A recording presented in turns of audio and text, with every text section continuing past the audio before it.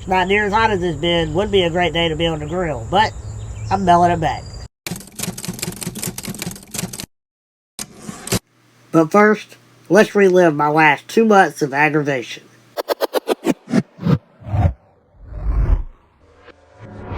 Alright, so back with this Trek GMG that was broken on arrival. I reached out to Green Mountain Grills and they sent me this package. Supposed to have replacement parts in it, a new board, a new thermostat sensor, and a grill mat for my troubles. So that part I appreciate. Now I don't know if there's going to be instructions in this box. They told me to get online and look at YouTube videos. That was their instructions. So I looked at a couple, not exactly the same model. Replacing the main board doesn't seem all that bad. Just 2 bolts come out, unhook 2 wire harness connectors, and that's pretty much it. But to replace the temperature probe, yeah, that's a little bit different. The hopper's got to come off, which means you got to empty it out. And to be honest, I don't think my problem is the temperature probe. I think the problem is the main board. When I questioned whether or not it was a temperature probe, I wasn't sure that the inside of the grill was actually raising and dropping temperatures like the board was saying it was. But when I opened the grill up and I felt inside, it was definitely getting that hot. That's why I don't think it was a temperature probe. I think it was just a bad board. It was just not regulating airflow right and it was burning too hot. So with that being said, instead of emptying that hopper out and taking the whole thing off the grill, I'm first going to replace the main board. Power it up, see if that gets the problem solved. If it doesn't, I'll bring it back down and replace the temperature probe. But I don't really feel like emptying out the hopper if I don't have to. Alright, let's get started.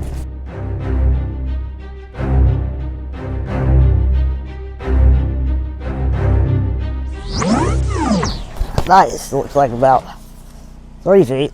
Now, it'll be worth this mat as long as I get this thing to work with this board. Thank you very much. Is there any parts in here?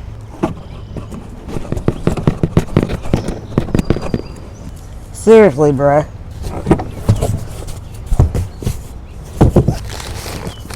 Okay, there's the parts. Yep, there's the board and the temperature probe. Now, GMG. Did y'all update this thing before sending it out? Because if you did, come on now. You can do better than that. Go ahead and swap this out. I already have it unplugged. Safety first. Take the Wi-Fi antenna off. There we go. Must be 9:30 seconds.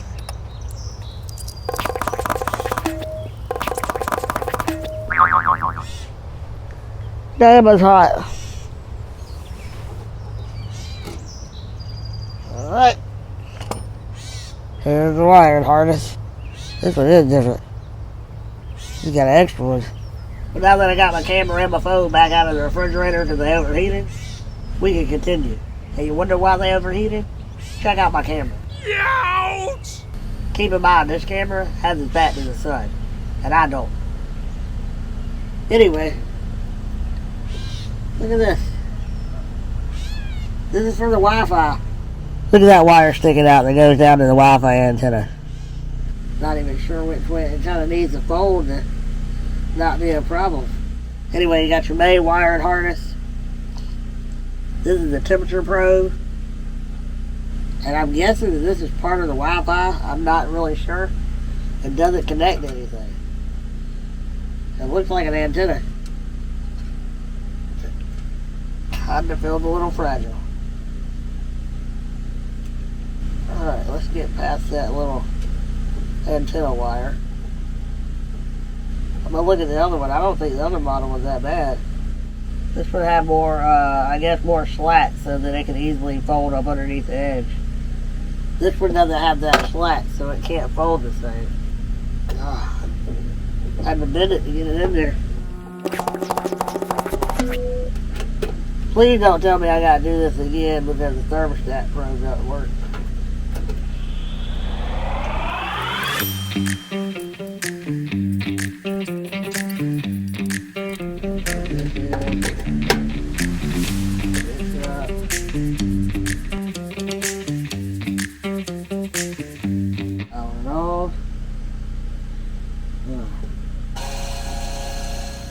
Alright, so it's gone through 0 and now it's on 1. After I run through it manually one time, I'll connect my phone and I'll get the app right, see if it's updated, try out the Wi-Fi. But I'll be able to tell by the screen right here if it's regulating temperature right. Alright, we're at 110. It should go up to the base of 150 and sit there until I make an adjustment. And when I make an adjustment, it should go close to where I want it to go to and not get out of control. So when it gets to 150, I let it sit there for a few minutes to see if it can maintain. Then I move it to 350 and see if it overshoots by 100 degrees again. Alright, we're at 149. So we got 150. Is it going to overshoot?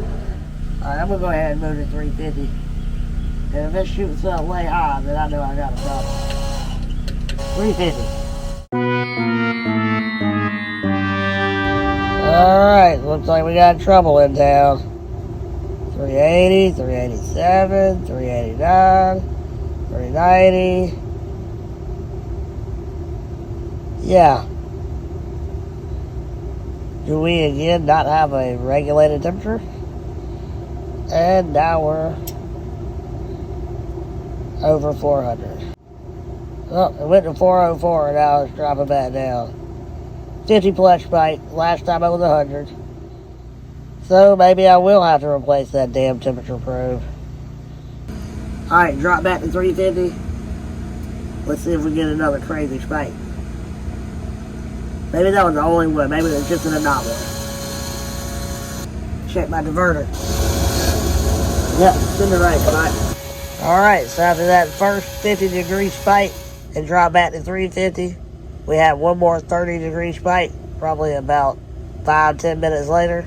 Sat there for about 2 minutes, took about 5 minutes to drop back down to 350. Now it's maintained between 3 and 353 for at least 15 minutes. Maybe it needed to break in.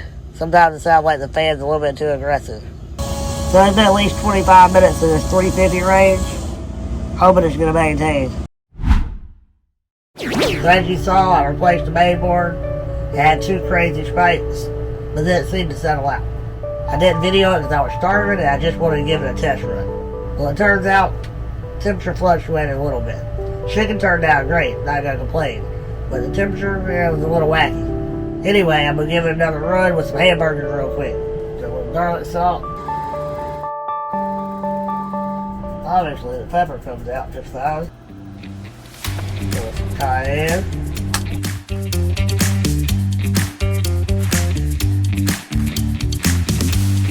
Now the final touch. I'm going to use my last bit of ground up hot peppers from last year. I think it's about time to make some more. This has probably got 12 types of peppers in it. Go back and watch my pepper drying video and you'll see some of the peppers that are in here. There's a couple more too.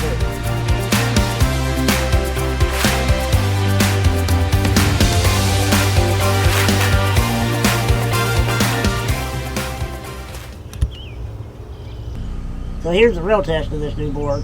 Let's see if we can get it to connect to Wi-Fi. It actually worked. I actually wasn't expecting it to be that easy this time. It reached 150, now I'll turn it up to 475. I'm going to let it preheat for a little bit.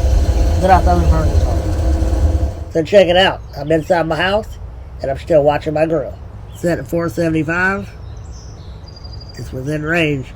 So I had one crazy spike again right before I went and put the food on. And I decided to wrap the burger in bacon.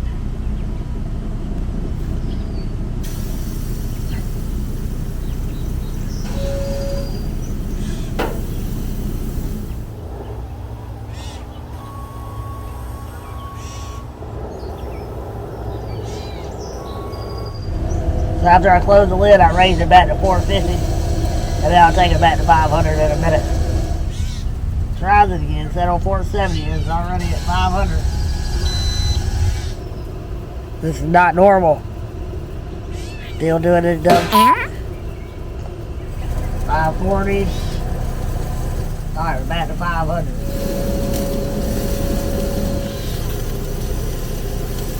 Alright, temperature is going on the rise again, so I'm going to open it up. This thing is a 591 already.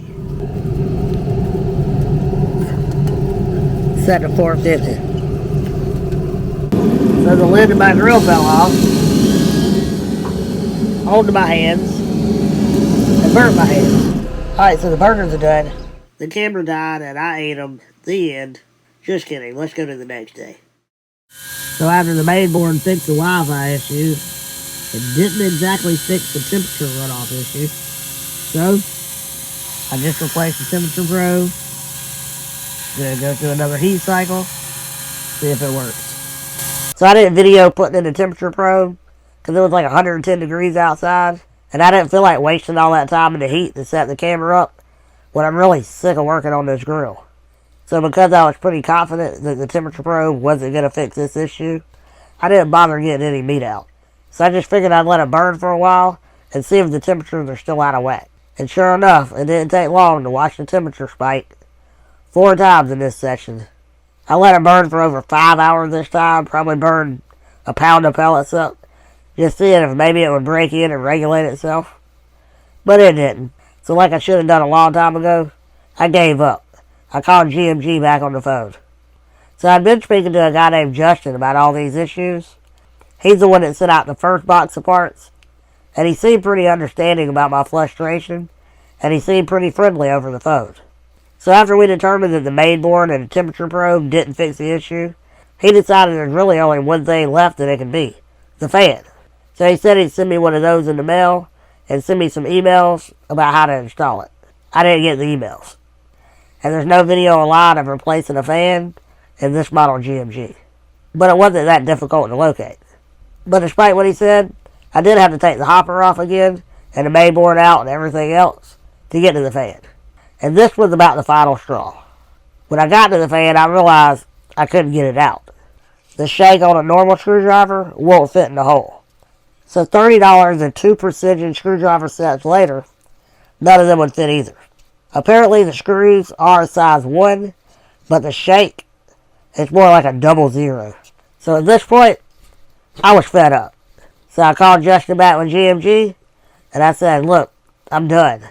I spent way too much money, not only in pellets, burning hopper after hopper, but now I've been through several screwdriver sets. So I told him that's it, I'm done. I've been patient long enough. We need to send this girl back, do whatever we gotta do. I want it replaced. You're the company, mail me a box, I'll put it in it, and I'll mail it back to you. That's when his attitude completely changed. He was friendly as he could be up until this point, and he responded, I'm going to go ahead and tell you right now, GMG is not going to replace the grill because it's got a broken fan. I was so heated, frustrated at the situation, I didn't really respond right in the moment. What I should have said was, broken fan? You sent me a mainboard, thermostat probes, and now a fan, none of which have fixed the grill that was broken upon arrival. I'd call that a lemon. I wouldn't call that a broken fan. So he said at this stage, there's nothing else that he can really do except try to contact a local dealer and find one that was willing to take it and try to repair it, or then process a replacement. Willing to take it? So I asked him, okay, what do you do when you don't find anybody willing to take it? So he told me I had to just be patient and wait. But it's over 2 months in, and the customer's doing all the repair work on the grill. What do you mean be patient? But I did. That was a Friday afternoon. I just hung up the phone and decided to wait till next week.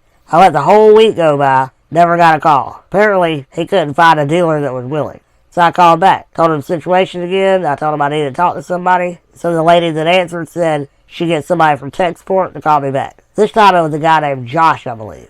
If you're watching, I forgot your name. My bad. But I appreciate your help. He said he was going to look over all the information he had, see what Justin had going on with it, and he called me back. So he called me back a couple hours later and said he had a solution. He's going to go ahead and process a refund, mail me out a brand new grill, and when it comes in, he wants me to take the broken one I have, put it in the old box, use the provided shipping label, and mail it back to him. So that's it for now. Now I'm just waiting on it to arrive and hoping that it's not going to be a lemon too. So I keep you updated. I know this video got real long and it could have been a lot longer. I've been messing with this grill so long I got hours of video. I tried to edit it down so it's somewhat watchable. I know it's not a real entertaining video, but I'm really just putting it out there for anybody else that might be thinking about GMG, or you got your own and you're having issues with it. Maybe this will help you, give you some answers, give you some ideas of how you can go about rectifying the situation. Anyway, if you got any value out of it, please hit that like button. And if you enjoyed the content or you want to see more, go ahead and hit that subscribe button. I'm trying to get to 1,000, y'all. Help me get there. And until then, y'all have a good one.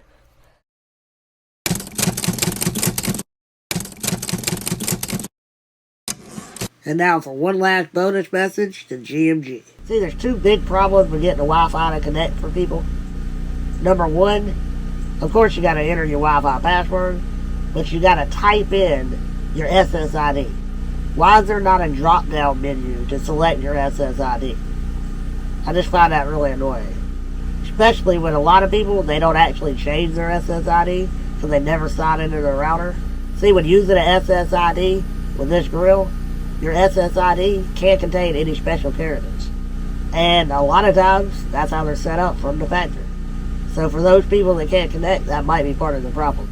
Maybe they need to sign into the router and change the SSID name just to get the grill to work. And that's pretty annoying because how many Wi-Fi devices do you have, including light bulbs, that are connected to that specific SSID?